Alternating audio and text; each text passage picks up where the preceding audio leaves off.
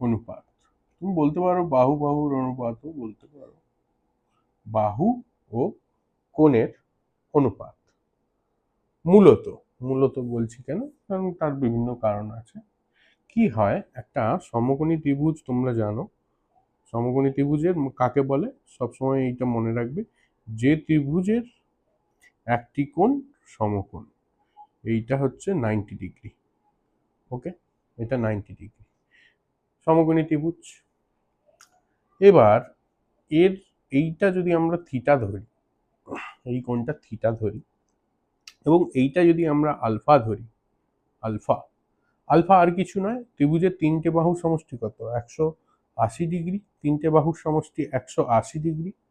এবার আলফা কি দাঁড়াবে তোমার, 90, 180 থেকে কত তোমার হচ্ছে বিয়োগ করলে কত হয়, 90 ডিগ্রি মাইনাস থিটা, এটা বিয়োগ করলেই তো এইটা বেরাচ্ছে, তার মানে কত, 90 মাইনাস থিটা। তার মানে আলফা আর কিছুই নয়, আলফা হচ্ছে 90 minus theta. Alpha is nothing but 90 degree minus theta.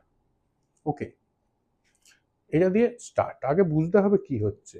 আচ্ছা, এবার এই ত্রিভুজের বাকি জিনিসগুলোর নাম কি?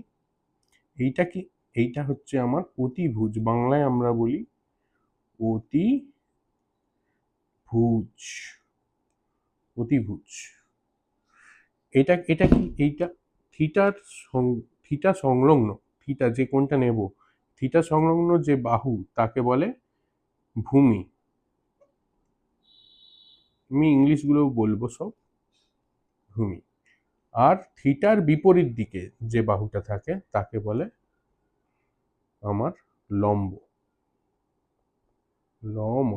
লম্ব। ঠিক আছে, এবার অতিভুজ, অতিভুজকে ইংলিশে কি বলে, হাইপোটেনাস, হাইপোটেনাস।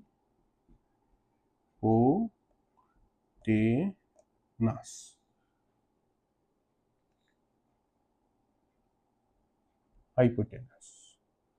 ভূমিকে কি বলে, ভূমিকে বলে বেস।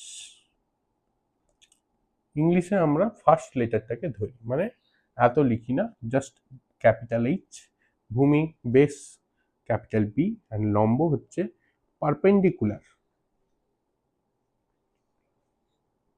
Perpendicular, capital P. ওকে, এই হচ্ছে টোটাল গল্প।